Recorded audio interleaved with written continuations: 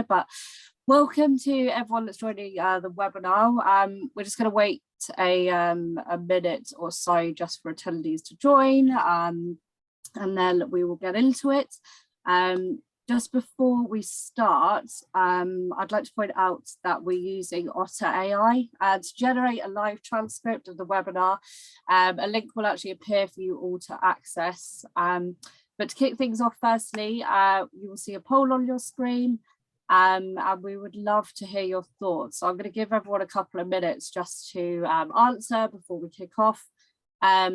So the first poll that we've got here is, in your opinion, what does mental well-being support you with the most?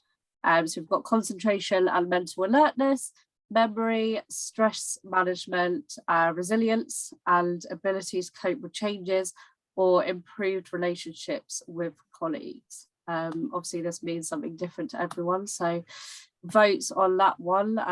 We'll have some answers in a couple of minutes to see where that sort of lies. So yeah, just choose on that one, and we'll have some percentages on the board that will show you.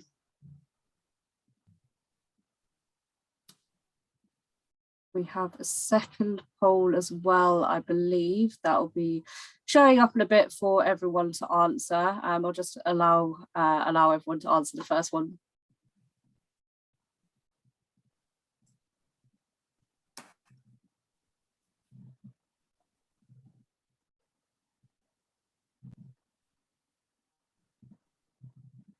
So just with the poll, obviously I'll do intros on everyone in a moment, but for Maria, Natalia and Yoni, have you got any opinions on the poll yourself? Like what's mental well-being mean to you? All of them. Very important. True. Is there any that specifically stand out, or do you think they're all quite equal for you? I think if I had to choose one, it would be the fourth, the resilience. It's like in the modern workplace, we have to change things a lot, like circumstances change, priorities change, and we have to be resilient to that. And without strong well-being, that's really difficult. Yeah, true. So sounds like looked like Maria was nodding in agreement there. Yeah, if you made me pick one, just one, I would have also gone for the fourth one. I think it feeds into a lot of the others as well. If you've got that, stress that can come from change, if you've got that resilience to cope with the change, also change often brings things that you need to remember. So I think often the other things are really impacted. If I've got that as a core, it helps with the others that are there. Yeah, definitely. I agree on that. I think actually a lot of them fall into that fourth one quite heavily. They all sort of, they all bind together anyway, right? But that one is quite a core one for sure. Natalia, any thoughts? I think I'm going to go for the last one, and related more with communication. I think communication is a must to avoid misunderstandings that lead to maybe some states of mind that are not there, but because of that misunderstanding, due to lack of communication, generates. So I think that communication and that can implicate the relationships between the workplace with managers and between employees, of course.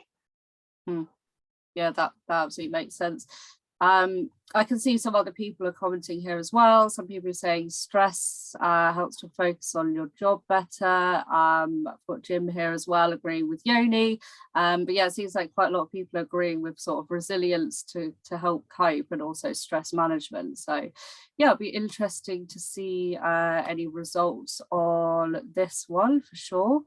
I think we've got another poll as well. Oh, actually we've got the answers here for that one. So it looks like stress management is a core one there, and then following on from that closely, we've got resilience and ability to cope with changes. So ties in quite nicely with what you were talking about. It seems like that's the where the sort of consensus and the lies. other one. Yeah. So yeah, I think we've got a second poll coming through that we can discuss. So this is the second one, which is an interesting one. So it's which leadership skills are crucial in supporting employees' mental health and well-being? So we'll have the answers to that in a couple of minutes. But yeah, just throwing it back out to the panel. What are your thoughts on this one? Well, again, all of them, a combination. Sorry. No, go on, after you. I think a combination of all, but of course, I'm going to always tend to my background, which is listening skills and empathy. Yeah. But if I have to choose one, I think listening skills as the door for the rest. Yeah, that's exactly what I was going to say. If you don't have the listening skills, how are you supposed to be empathetic? You're not going to come across as being trustworthy or having integrity. And you're definitely not going to be able to motivate other people if you're not listening to what it is they need motivation with. So I think, like you said, it's that doorway to the others. Yeah, that makes sense. I totally agree. Like, it's such an important part in leadership. Like, if you aren't listening to your staff, you aren't listening to what your employees, right? It's going to be hard to motivate. It's hard to have that empathy and the trustworthiness and integrity. So yeah, I think a lot of that definitely ties into listening for sure. Yoni, any thoughts at all on this one? Pretty much the same, yeah. Listening and empathy, and more specifically, looking at the employee as a person rather than just a tool to achieve a job. Like being able to listen to them and care about them holistically. Mm-hmm. Yeah. And you mentioned empathy there as well. Is that just, as you say, so more understanding you as an individual and a person? Cool, that makes sense. So yeah, we'll be waiting for the results on that in a minute or so, I think, hopefully coming through. Perfect. Oh, it says empathy was quite high, 50%. Which makes sense and probably ties into what you were saying there, Yoni, about sort of listening to each individual and what they need as a single person, but listening skills as well, quite high up there. We've got a couple of votes on motivating, integrity and trustworthiness, but really sounds like empathy and listening skills were at the top there. So thanks for everyone who voted there and got involved. We're now going to sort of move more into a few intros and the actual networking panel discussion. So yeah, we move on to that. So thanks for everyone who's joined. My name's Megan and I'll actually be the host and chair for this webinar. I work for Trust in Soda and Soda Social, which is what we're running this webinar and hackathon through. So the debate for this one will be accelerating the future of workforce, wellbeing and mindfulness. So thanks for joining us. We've obviously got a great panel today and we are going to be discussing with these business leaders about the best strategies and techniques organisations can be adhering to ensure employees feel supported and comfortable within their workplace. So it's actually estimated that 1 in 6 people in the past week experienced a common mental health problem, and that since the pandemic, a large share of adults, predominantly young adults, have reported mental health symptoms such as anxiety or depression, rising to over 56% at the end of last year. So this just really shows you how important the discussion that we're having today is. There are also some real workplace scenarios that we can discuss later on in the debate that are ongoing to combat mental health and well-being. One of these being the 4-day work week that's actually currently being piloted in the UK. That's looking to tackle burnout and prioritising employee well-being to ensure the workforce stay happy, healthy and supported. So hopefully that's quite an interesting topic that we can actually discuss at some point in the webinar today. But there was also the Great Resignation at the end of last year, where a huge amount of Americans quit their jobs at a record pace. Actually over 20 million people quit their jobs. With this now carrying on into the new year, it's becoming quite a major thing over in the States. People are increasingly looking to feel valued, they're looking to feel empowered and supported, with issues such as burnout being huge drivers of why someone may want to leave their employer. So what we can discuss further on today is about how employers can implement certain things into their businesses to hopefully sort of retain their staff and make individuals feel more comfortable. So we want to discuss why this is so important, what we can all be doing to overcome the stigma that is mental health, and how we can help an individual in a work or educational environment to better manage this. So you can expect around an hour of a panel discussion with everyone that you can see here, including a live Q&A that will be at the end of the session, and then there will be a half an hour of networking for those that want to continue the conversation on further. So there'll be an opportunity for you to ask any questions throughout the panel on our live chat here on Zoom. And then we can also answer any sort of burning questions in the Q&A at the end. So that'll be a really good opportunity to have further discussion with the audience and any points that you really want to bring across. Just a little bit about me. So I'm one of our senior technical recruiters here at Trust and Soda. I specialise in placing software engineers, mainly back-end, into businesses across the UK. So I've spoken to a lot of managers, team members, employees about how important wellbeing and mindfulness is in the modern workplace. So I've put this webinar together, we've put the panel together, which is actually part of a hackathon that we're running. So as part of this, just a little bit about Soda Social and what we're doing. We aim to connect our network by discussing relevant topics such as these that are impacting our industry currently. So at Soda Social, inclusion is the norm, not the exception. We focus on social impact and inclusivity. Many people suffer with mental health and well-being and can struggle on a daily basis in the workplace. However, something such as technology also has the ability to create helpful small changes and solutions. And these small changes can be fundamental in making a difference and removing barriers to well-being. So that's something that we want to discuss as well, how technology can have an impact on this. But we want this discussion to be as engaging as possible. So as I mentioned, if you have any questions, feel free to answer them in the side panel here. And we'll either answer them at the end or we will answer them throughout, depending on where we are in the topic. But before we kick things off, please note that this is being recorded. It will be uploaded to our Soda Social YouTube channel, where you can also access any of our other upcoming webinars and podcasts. So if there's anything you missed or anything you'd like to revisit, then it's all being recorded for your benefit. And also, I'd now like to move on and introduce our fantastic panel that we've got today. So if you could introduce just your role, your experience, and just maybe a little bit about why mental health, mindfulness and well-being are important to you. I'm going to start with Maria. Hi, so my name's Maria Cusack. I work for the Campaign Against Living Miserably, CALM. I've been there 4 years, and a lot of what you said just really resonated with me, in particular around technology and small changes.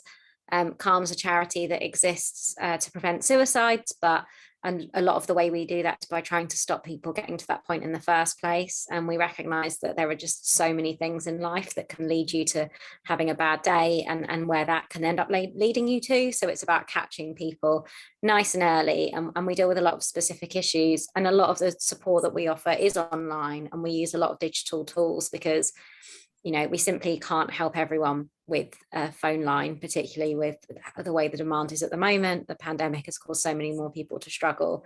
So yeah, a lot of what we do is trying to find digital solutions to support people's mental well-being. And I work with the corporate partnership team. So I do a lot of work in companies trying to help their staff better support each other and themselves. Perfect, thanks Maria. And yeah, CALM's an amazing app and I look forward to hopefully speaking about it more and speaking about your experience. So yeah, that's going to be exciting. And next up, Natalia. Hi, my name is Natalia Obregon. I'm a bilingual psychotherapist. I do my own practice and I also collaborate with 3 different companies in the UK.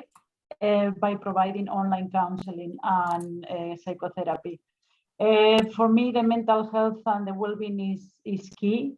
First of all, for being able to help others in my profession, but as a start to know, identify, and see how do you manage your emotions and how to keep in control and enjoy your life.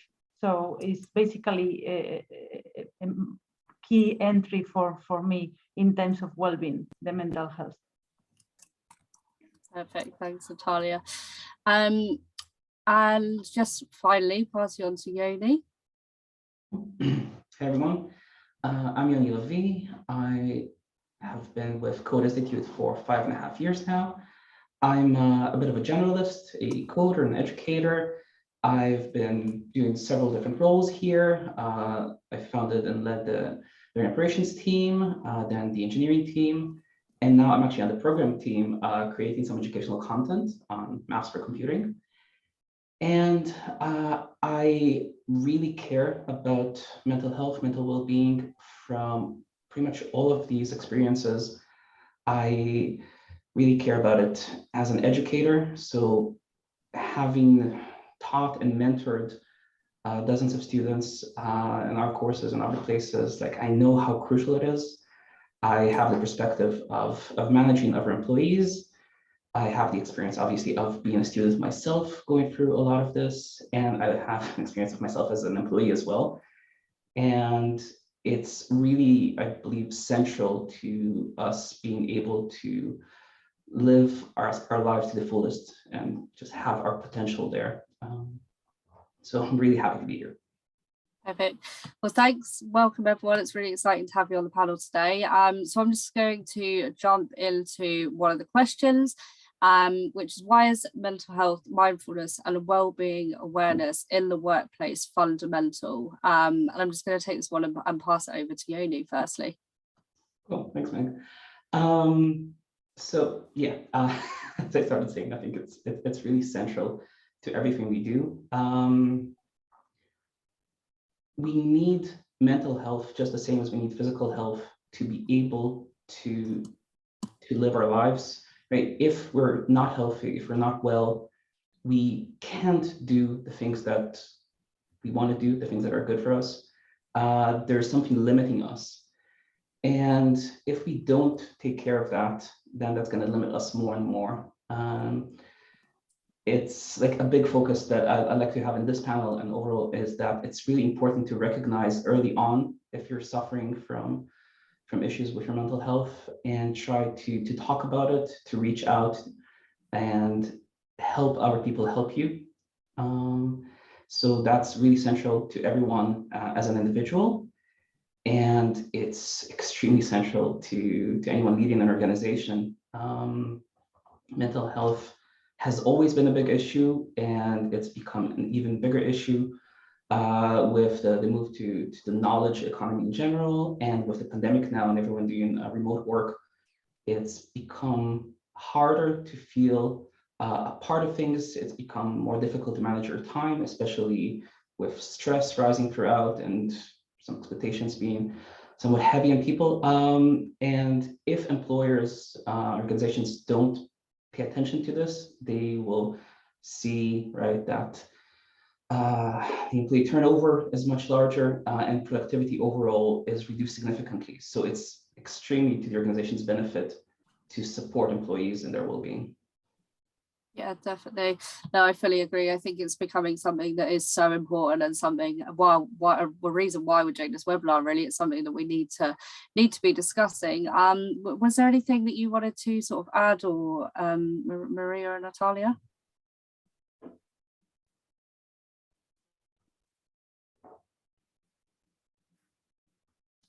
I think we're both not sure who's going. Do you want to go next, Natalia?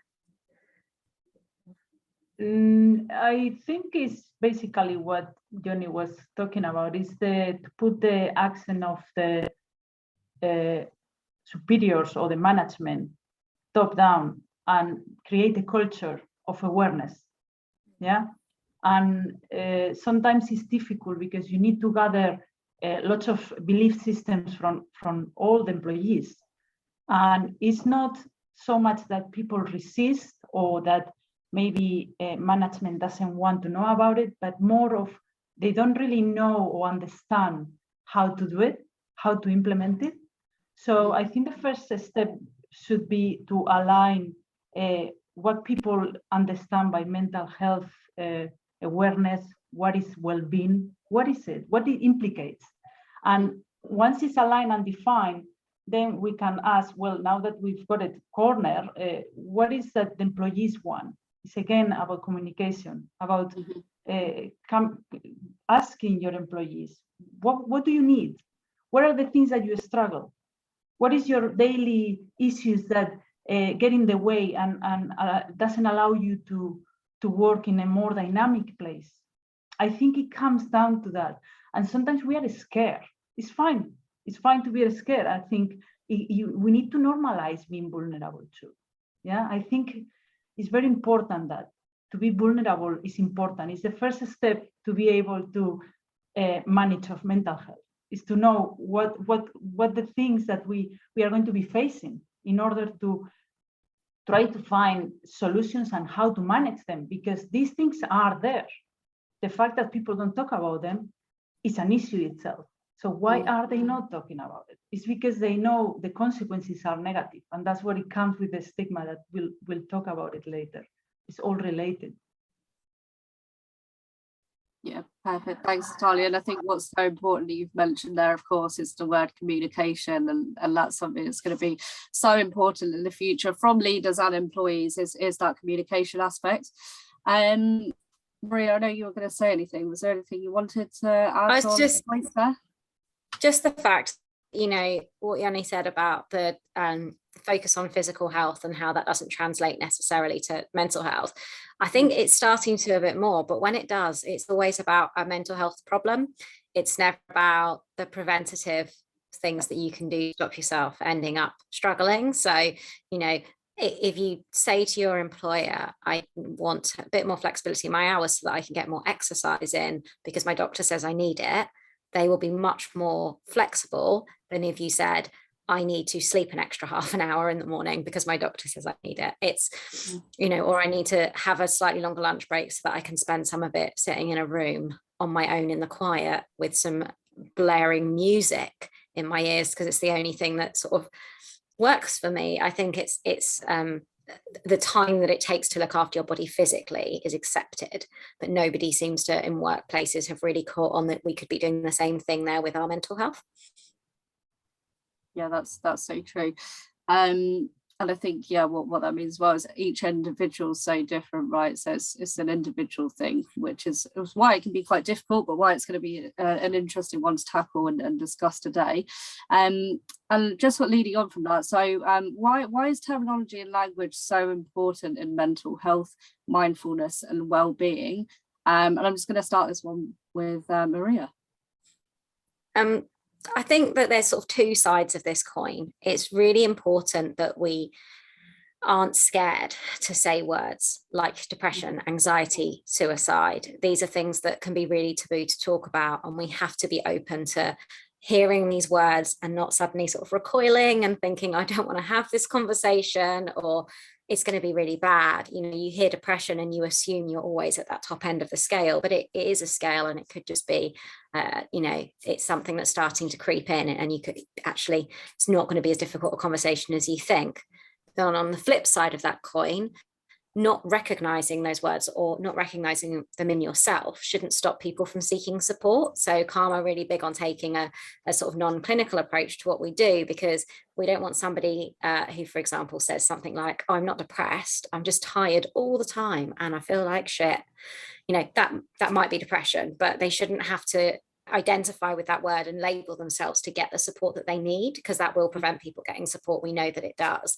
So there's sort of two sides of the coin. We need to be absolutely able to talk about these things, but we also need to sort of move away from a labeling culture, so that of course we can talk about these things really well, but you can also self-describe it however works for you, because those words aren't going to work for everyone. Yeah, of course. And you know, moving on from that point as well, do you think it's more about the terminology as well being positive as well, rather than always being associated with sort of the negative stigma, which obviously we're going to talk about a little bit later on as well? I think it is definitely about bringing positivity with the negativity. I think that there is also, you know, relentless positivity as an issue. I think if you're someone who's having really bad mental health problems, some of that positivity that gets brought in can feel very much like somebody is not taking you seriously, completely lacking empathy for what you're going through. But, you know, Calm, as a suicide prevention charity, we deal with a lot of really horrible statistics and a lot of really sad things that we need to talk about. People need to know the numbers, they need to know how bad the situation is, but we're not going to stop people living miserably that way. So we do also know to move on and talk about the hope and the connection and the positive things, but also you need to work out where the line is between that and empathy, and make sure that you're not, you know, never sort of minimizing what someone's going through with positivity. We're all really, really good at trying to solve people's problems, and we want to help. If someone comes to you and says they're struggling, you want to find the right thing to do. And sometimes there isn't a right thing to say. It's just about being there with them in that moment, letting them talk, really listening, not just kind of listening. Definitely not listening while you're looking at your phone, which is what most of us are in the habit of doing. So yeah, I think it's a balance when it comes to the language. Would anyone, Natalia or Yoni, would like to expand on Maria's point? Yeah, I think aligned with what Maria and you, Megan, were talking about, the negative. It's about neutralizing the terms. No positive, no negative. They are what they are. They have depression. She's got depression. And also what is attached to it. Instead of saying she suffers from depression. No. Because then you are putting the negative on that depression. She's going through depression, end of. It's not necessary to apply all this negative. Yes, we know she's suffering, but by attaching these terms to that, and also making it like is something that is a trait, a permanent trait of that person. No, she's going through a patch, is having a depression now, but this is not attached to her as such, yeah? I think neutralizing the terms is something important. And also, it's another very common thing now with overusing the terms, the diagnostic terms. It's like it's something kind of trendy. I don't know what it is, that when people say he's a psycho, or I don't know, he's an schizo, and he's a narcissist.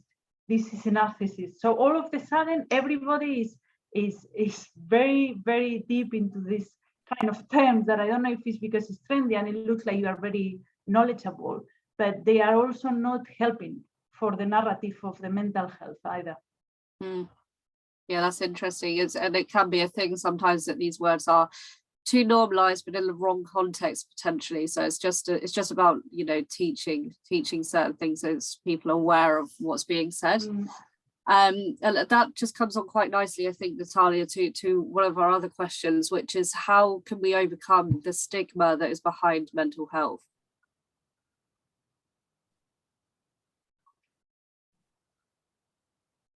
Did you want to take the lead on this one, Natalia? Maria was commenting about the narrative is first step. Sorry? Oh, sorry, my bad. I don't know if there was a slight lag on the internet there. I was just there was saying, a lag, yeah, if you just wanted to take the lead on the question around sort of stigma behind mental health. Yes, that's fine. So aligning again with the narratives that we were talking about, the steps to overcome stigma are very simple, yet we don't recognize them, or we kind of resist to put them in place. But it's as simple as watching your words. Thinking before you express yourself, yeah, how you express yourself, challenge misconceptions that you might have from your belief system, from your programming, from your family, from your environment. Challenge them. Don't be scared. Don't be hard on yourself if you have to change something and something in your belief system is not as correct. I'm not going to say wrong. I'm going to keep with a positive narrative here. Maybe it's better. It's not better or worse, sorry. Maybe it's more adequate to what you're talking about. Instead of focusing on this is who I am and that's it. No, we are all evolving. We can all improve. Yeah. Then it's also what we were talking about, the personalization of the diagnosis. Yeah. Don't say he's a schizo, she's an OCD. You know, people are people. You know, they are not diagnoses walking around. Using the person's first language, such as he has schizophrenia or she has OCD, is kind of attaching that to that person and is kind of like wearing it for the rest of their life. So that's also another question that we have to consider. Then also what I said about the attaching the suffer from depression or he's coping with a mental illness or some languages like that. I mean, people are trying to get by and they are living with it, and maybe they have a diagnosis, but that's it. Yeah, we don't need to add more difficulty toward something that is also difficult, already difficult. Sorry. Yeah. So I think these kind of terms as, you know, psycho, OCD, or crazy, or schizo, or it's an up job, these kind of things we need to start being conscious that we are actually do it. We all do it. I include myself. It's something that is it's been normalized for so many years that nobody's even questioning it. So when somebody is saying, hang on a minute, there is such simple things that we can introduce and we are not even realizing that's how automatic we are in life. Yeah, we do it completely unconsciously. We don't even recognize. Then the other overuse of the mental terminology, like the narcissist, like this psychotic, all these things will also be steps to overcome that stigma. Then in the workplace, it will be interesting to create maybe some monthly awareness where there is a topic, yeah, to educate people about what depression or what anxiety or what bipolar disorder is, adapt to the current knowledge. It doesn't have to be a very deep understanding, just enough that when somebody is going through it, you can recognize and you don't get scared, because the reactions to this comes from fear. Yeah, so if we can control that fear with the knowledge that we know about that issue, then we probably can operate better and help that person more. That if we are run by fear, we get paralyzed and we start kind of avoiding that person. Yeah. Then what else? Normalize the fact that we go through different times in our day or in a week where we are not so happy. Yeah. There's another term which is toxic positivity, which is the opposite to this. And we don't have to be happy all the time. You know, it's okay not to be okay. That will be another campaign. Let's normalize that. Let's normalize we are not robots. We are people. We have up and downs. We are on top of the world one day and then low down. And it's okay. It's fine. Yeah. Get support. Get help from your family, from friends, from work colleagues, because every single individual goes through that. Yeah. What else? The vulnerability that I was talking at the beginning. So that being vulnerable is not a bad trait. It's actually a very authentic trait. And once you encourage that vulnerability to practice in the workplace, then everybody gets a little bit more relaxed. Not everybody is trying to always pose that, yeah, I can do this, that's extra build up just in case one day I don't have the control. No, just get your guard down in that way. Of course, within the lines, yeah, we all have protocols and policies of behavior at work, but don't be so strict on yourself. Let that guard down. Yeah, let's encourage that vulnerability as part of a human trait. Yeah. What else? Lots of people have problems to identify what kind of emotion they are going through. They think they might be a little bit sad, but they also feel tired, or, well, also making some workshops maybe to learn to identify what emotions are you going through and how to cope with them, how to manage them. Yeah. this is also, of course, will be interesting not only for the employees, but for the managers, for people in managerial positions, CEOs, top management, because that also creates a footprint of that company, and it perpetuates. And yeah, I mean, I've got lots of no, that's great. I think if you let me go through them, I can go through them, but no, this is basically the things that are there. The fact is that they are there for everybody to, put it in place. It doesn't require a big investment. yeah. It just requires compromise, Yeah, and responsibility, and wanting to make the workplace a better place for everybody, because then the results will be amazing if we can implement these type of things. And they are very, very simple things. You don't need a big budget for it. Definitely. I think you've mentioned some great points there that can really help us all overcome sort of the stigma behind mental health. It will give, sort of companies just more understanding, and just sort of understanding language a little bit better as well, and how we can have those discussions more openly, for sure. Which sort of leads on to another question, which is, how can we restructure the narrative on mental health and well-being and mindfulness? So I'm just going to throw this out to the team. I don't know if Yoni or I would like to answer that, I suppose. Mm-hmm.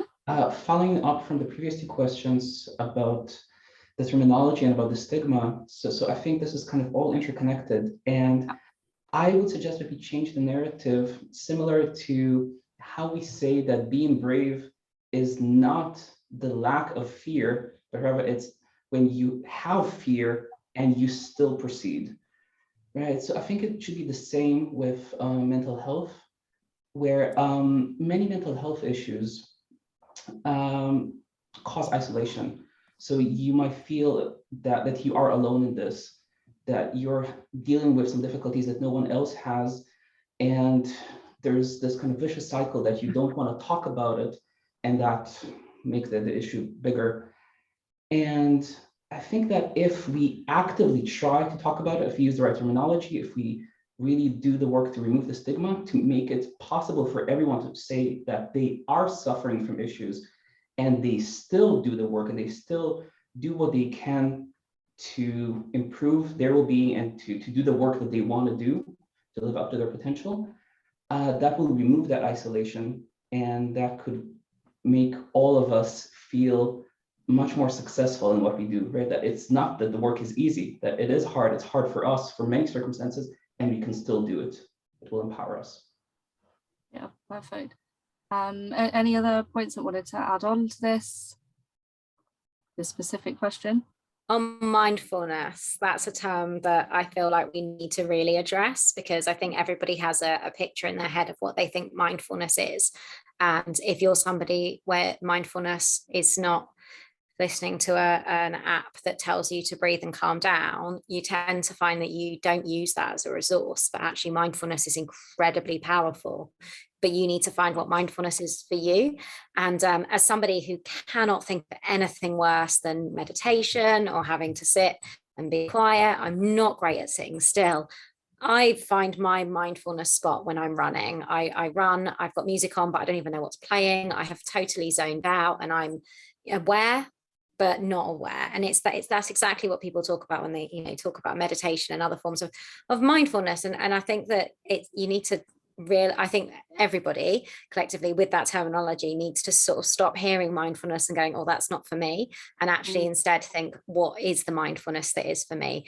Because like I say, it might be loud music, it might be something really active. It's that thing that holds your concentration and brain in a way that frees you from all of the stuff that's going on. And that for so many people is meditation. For so many people it is what is considered traditional mindfulness, the sort of thing that you get on the apps. But for loads of people, that's not it. And we know from talking to people and saying to them, have you tried something different, that actually when they do find something that works for them, it's really huge. And I think that kind of does also carry on to the other terminologies that you talked about, and even things like the word depression, don't assume that just because you know one person that's had depression and that's how they behaved and acted and felt, that somebody else is going to.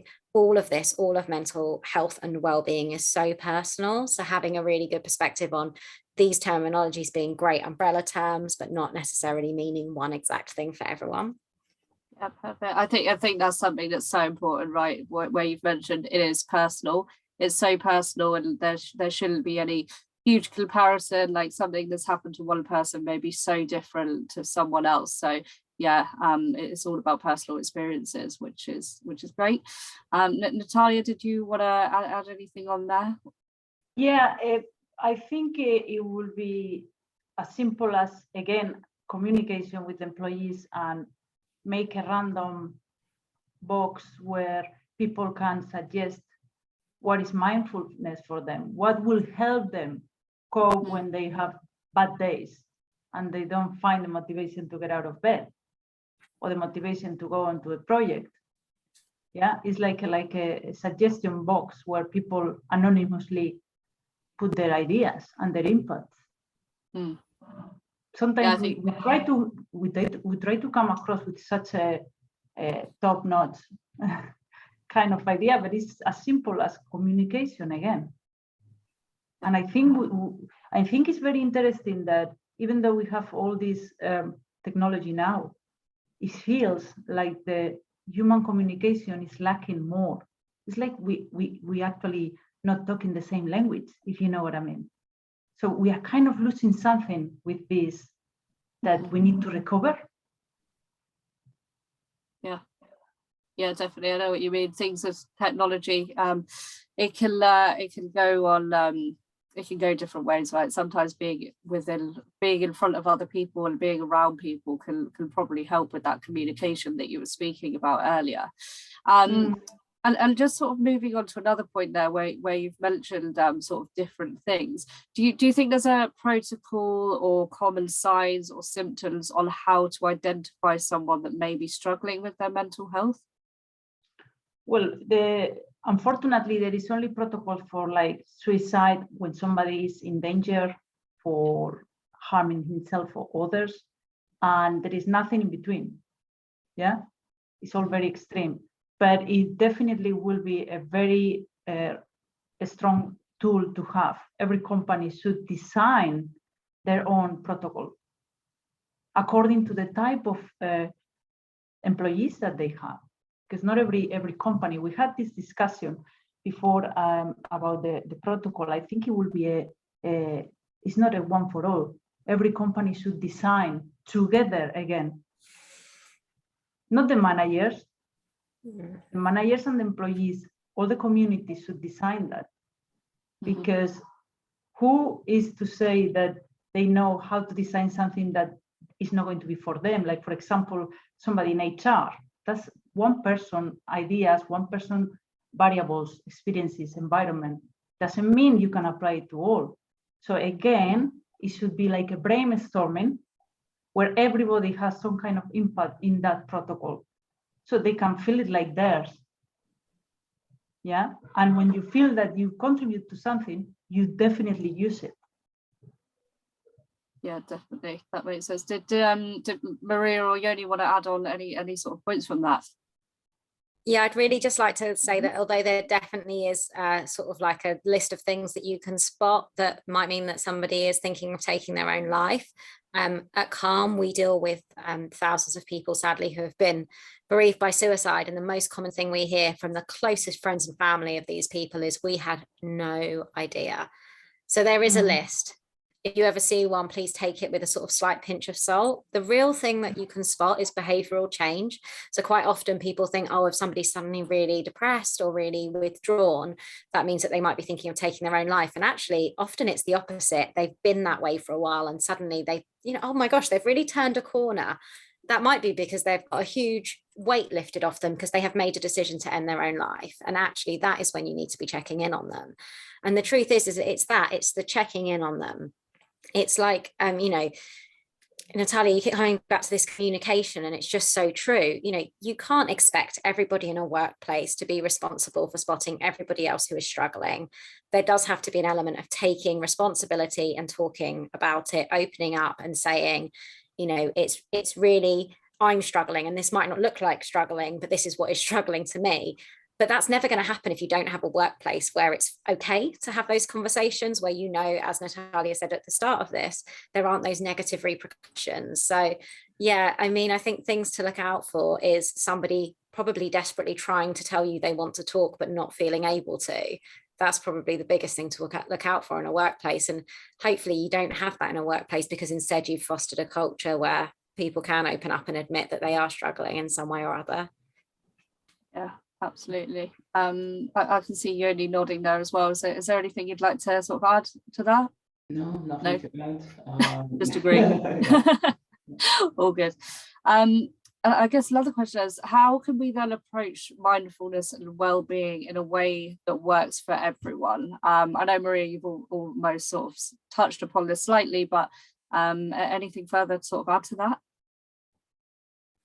I mean, in a workplace specifically, I think having options, and options often mean time or money for people. So, you know, we all know that we can be doing things to better look after our mental well-being, to our version of mindfulness, but if we're not giving access to them, and it doesn't necessarily mean that access has to come in the form of it's provided by your workplace. It could be that your workplace provides you the time to access those things, or financially supports you to access them.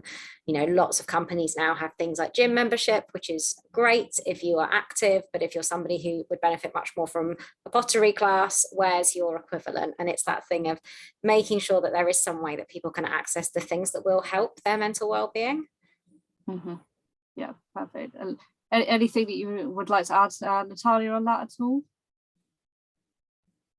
No, I think we cover mostly is, again, communication, constant feedback of even when you implement things, if they are working, with the possibility and the flexibility to change them and adapt with time. Yeah, because this is a dynamic thing. It's not a fixed, a static. You're constantly evolving, and so does your employee. Yeah, so it's a constant adaptation to what they're going through, what the company is going through, if it's growing, if it's, you know, there's redundancies, and then there is more support needed. It's just has to be a very alive thing, I think, the mental health and the mindfulness for the companies. Yeah, definitely. No, that makes sense. And I guess sort of just going more onto then, you know, sort of the individual rather than just the employers as well. Is there any specific ways that you think maybe employees can avoid burnout?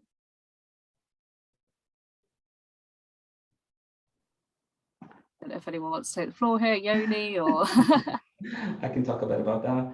Burnout is a big issue that has multiple causes, but overall, the way I see this burnout is when you're putting yourself under a very high amount of stress for a very long period of time with no end in sight. And usually this happens to people who are really engaged with work, really care about work, really want to do well, and they put too much of themselves over a very long period of time. And employers, if they're not mindful of it, can kind of get used to that and kind of put more and more on that employee who cares so much.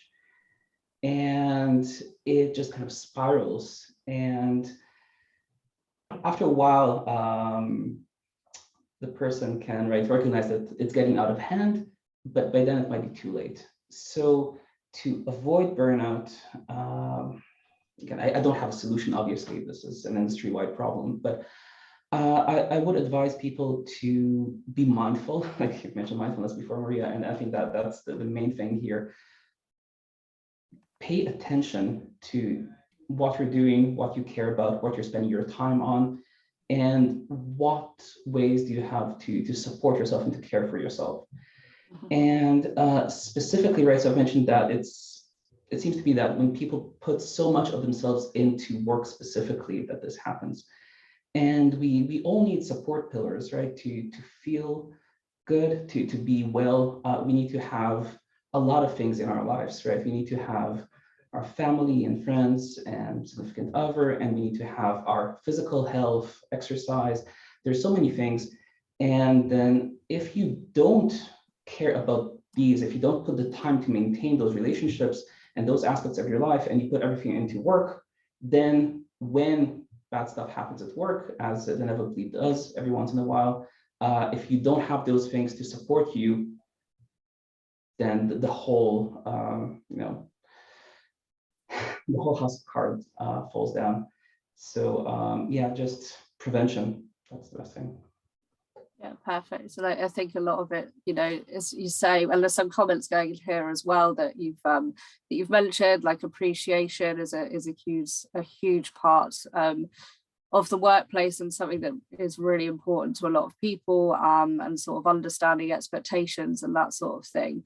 And just moving on from burnout, one thing that I did want to throw out there that I mentioned earlier is just what are your thoughts on the potential idea of this new 4-day working week? I don't know if anyone wants to lead, Natalia or Maria. We've moved to a 9-day fortnight, so we're, I guess, halfway to a 4-day week, right? We get one every other week. Nice. And it was originally introduced when we were all working from home during the pandemic, because actually people were, I've got up early anyway, I'm going to log on a bit early, and I've got one more thing to do, I'm going to stay a bit late. And we've also got unlimited annual leave. There was no real reason for people not to take time off, but people weren't doing it. We had a lot of pressure when there was furlough from the staff at Calm. We're a charity and we didn't want to lose those colleagues, and we wanted to bring them back. So we wanted to raise that money to do that. And it was really tough, and we worked really hard, and senior management were just like, their burnout is about to happen, and it's about to happen in a really big way. And we can keep telling people to take leave, but as I said, personal responsibility, it's something we're not always as good at as we should be. And so they said, right, every other Friday we're going to shut the office and virtual office.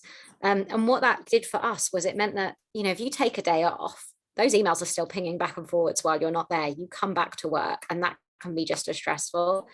But every other Friday we get to just shut our laptops like it's a weekend, and we know that nothing's going to come in, no one's going to expect us to deal with something urgently, that we can just be off. And it has made the biggest difference, and it made such a big difference that Calm has actually adopted it permanently going forward now. So it's something that's being written into all of our contracts. And when they ask staff, because as Natalia said, the key to this is asking your employees what it is actually going to benefit them. It was unsurprising that everybody said, please don't take these away from us. But also when they looked at productivity, Calm is a charity, but we still need to raise money to help people. We're still essentially a business in that way. And for us, productivity hadn't dropped. And that was really, it's something that study after study is showing, and it's really interesting. I think we spend a lot of time over the course of a week having downtime, because otherwise we would burn out if you're on all the time you do, and you just shift where that downtime is to a day, and it's lovely. So I'm all for the 4-day week, and being halfway there, I'd like to make it the other half probably sometime. I think it's what you've mentioned there as well, that it's had no impact whatsoever on productivity, and that's super interesting, and it's something that you've put into place. So they're live and real statistics, so that's really interesting. Did anyone else have an idea on the 4-day work week? What are sort of thoughts on this? Well, I'm up for it, of course, too. But the problem is the abusers. But it's not so much of a problem, because they will be exposed straight away. The productivity will be affected, right? But I think if people are responsible enough and they know that after for the working hard days, they are going to get the reward of an extra day, there is no brainer there. I mean, who wouldn't like that? But it's also about compromise and responsibility, which of course we have to consider all the range of people here. Yeah, not everybody is so responsible. So there will be some that will say, great, one day more than I don't have to do anything, because maybe the other days are lagging too. So it's just good, but with a hint of pain, a pinch of hint, to control this kind of abuse that can then affect the rest of the staff that is working hard for it. I think there's also as you said, not in the same way that it's not in the sort of abusing the privilege way, but the effect that it has on other people way. We're very much talking about people at office-based jobs here. Maybe they're in an actual office, maybe they're working from home. Yeah. There are key workers out there that are already working 7-day weeks and overtime, and there are HGV drivers that never get a break, and construction that never stops, and all of these jobs, they're not going to have the luxury of a 4-day week. So there is an element of like, when remembering when we're talking about these things, that this is really specific to like an office-based environment, because I don't think anyone in here would be cool with the NHS going, we're just going to not work 1 day a week, and if you need the hospital, that's your problem. So it is really important as well to remember that there are a lot of people that will never be able to benefit from them, but those are still workplaces, and they spend, a lot of frontline workers spend more time in their workplaces than we do in ours. And there's got to be ways to, if a 4-day week isn't a possibility, what is to improve their mental well-being? What can be done? So there's always something. It's about tailoring it, again, like we said, to the individual, but also to the type of work. Yeah, perfect. And I think just moving on from that, then, where you say it's tailoring it to, sort of the individuals and the company. So, well, what do you think are sort of realistic common perks or benefits then that companies can offer to enhance employees' health and well-being? I know that Yoni wanted to potentially answer this one. I'd be happy to take this. Yeah, and this leads perfectly from the previous question. So I would use two main drivers here. So I think that the most important things in general that we should strive for are flexibility and control for the employees.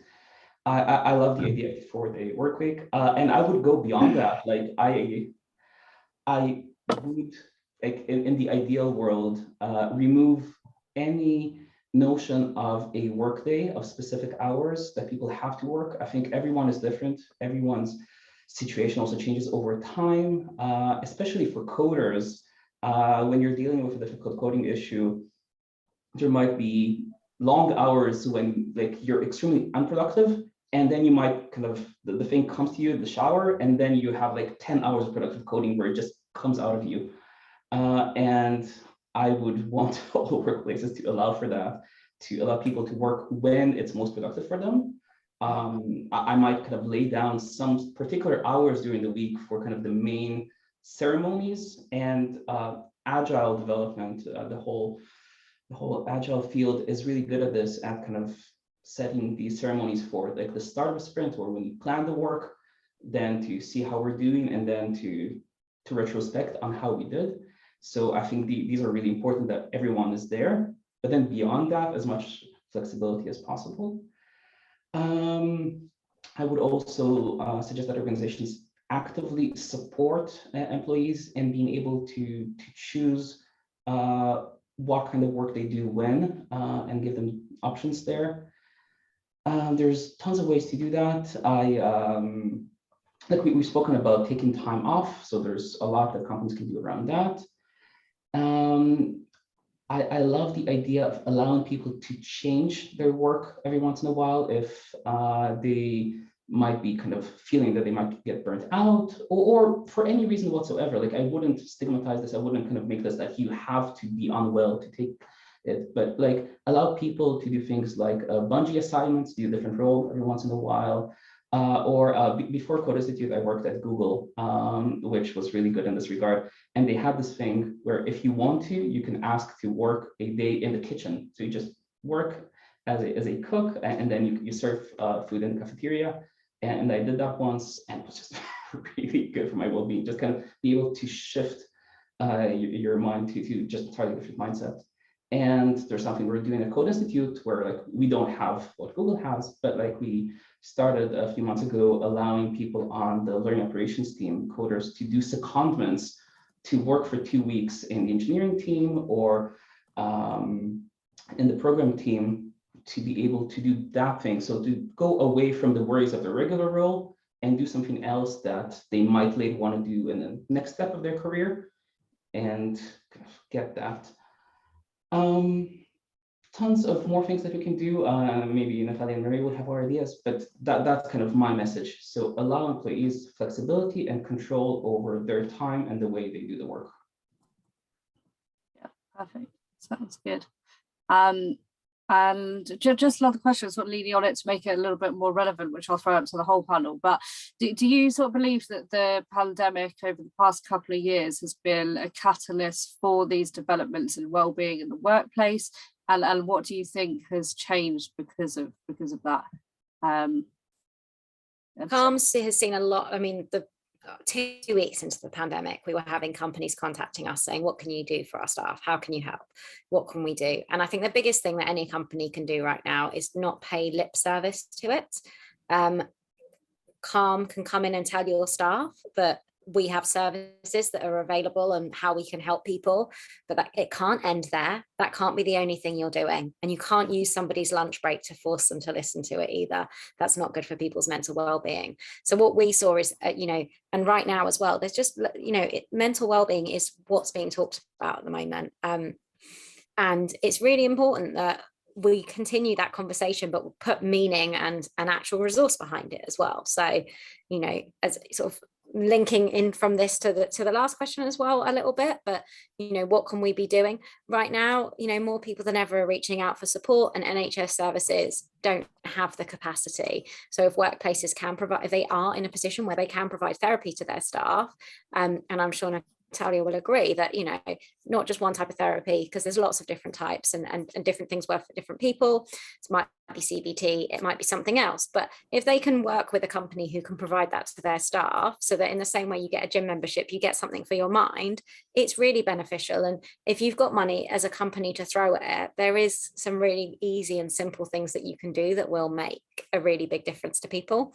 But you just can't say we're doing it, a bit like everyone has with diversity and inclusion work as well. Saying you're doing it isn't enough. Do it, live it, and make it really part of the culture where you are. Yeah, perfect. Okay. Yeah, I agree. Like sometimes I think people are saying things, to sort of tick boxes, and it's really how are you going to embed that into your workforce, into your company, which is super, super important. I don't know if Natalia, you wanted to sort of add anything on that at all? Well, on what Maria was saying, that it will be a very good vehicle to normalize this type, align with what we've been talking about, the narrative, about normalizing mental health and issues, the negativity. So if you have these benefits at work and everybody's used them, you are normalizing them. Everybody's using them. It's about repetition. Yeah, if everybody's using them, it must be good. We tend to be a little bit like that, followers. Yeah, but it works. So again, it will be a vehicle to normalize using mindfulness and be conscious about your mental health and your well-being, and be serious about it, not just, again, for marketing purpose only. So look how good this company is that is doing these things, but reality is that they actually doing it. Yeah, not only advertising, that the reality is they go into action, because the end objective is to have the employees happy and in the end productive too. So it all ticks the boxes anyway. So what are we talking about? Again, it's something that it should be there anyway. Yeah, definitely. And just following on from that, obviously we've discussed like where it's going and how the pandemic's affected it. But just a final sort of question, and I'd love to hear all your thoughts. What are your hopes for the future of mental health, well-being, and mindfulness? And I will start with, I guess, pass over to Yoni. I suppose I pretty much said everything, but I hope that this is something that people will feel more comfortable talking about, that it won't be stigmatized, that people will be mindful of their own situation and the situation of their friends and peers, that leaders would set an example in terms of talking about mental well-being and about setting like a right example for behavior for themselves, for the organization, to not put unsustainable expectations on people. And I would hope that this empowers everyone to just have more control of their lives. Perfect. Thanks, Yoni, for that. And I'll just pass on to Maria on your thoughts on this question. I think what I hope is that there's less sort of talk about what should be done and more action about it. I think that, you know, it's all well and good telling people to look after their mental well-being, but also telling them that there needs to be some level of that, you know, you have to take ownership and proactivity yourself, but then not giving them, you know, especially in a workplace, the time or the space or the money to do that. You know, it's something that requires investment. There's and I cannot remember who it was, which is awful, but there's a TED talk where somebody says it's all about rumination and about sort of I think he calls it mental hygiene. And it's the, you know, we teach children from a really young age that you brush your teeth twice a day or your teeth will fall out. Nobody teaches you to do anything to your mind. We just expect to leave it on its own and it will be fine magically. And workplaces, you know, schools are a little almost somewhat better with it in a way, because at least they let kids feel their feelings. At work, you're told you're not supposed to show them. So, you know, having a workplace where you can be really open about how you're feeling, you can say, this is not a good day. You can ask for flexibility, and all of those conversations, as Natalia said, they're normalized, they're easy to have. There's no, you know, there's not going to be those negative repercussions. And in fact, being open about it, asking for what you need is celebrated. It's, you know, it's something that's like, oh, well done. I'm pleased that you've asked for what you need. It's, you know, that's what I hope for in the future, because I just think that on a personal level for individuals, it will make such a difference. Yeah, perfect. Thanks, Maria. It's yeah, great to hear about that, and sort of how the mind is left behind a little bit sometimes, and it's something that we do need to be discussing more, which hopefully this webinar will get people thinking on that front. And yeah, finally, Natalia, would love to hear your thoughts on this question. Yeah, I think we have to start being less polite when they ask us, how are you? I'm well, thanks. I think we have to standardize that answer and be honest, because that's a way to make it visible and normalize it again. Let's not be scared, because everybody has bad days and it's fine, it's okay. We are not robots just yet. Let's enjoy humanity and let's make that being one of our traits. Let's be more vulnerable and not so in control all the time. That's what I will hope for people to just throw themselves and say, listen, you know what? Today is not my day. But thank you for asking. Yeah, you know, it's always, you know, it has to be like that. Then there is another point I wanted to say that it scares me a little bit. It scares me the lack of contact, where all this is going, because for the reasons that everybody knows, we have to turn more into the virtual. I'm scared that we are dehumanizing that part where we don't have so much contact. And we are social animals and we need that contact.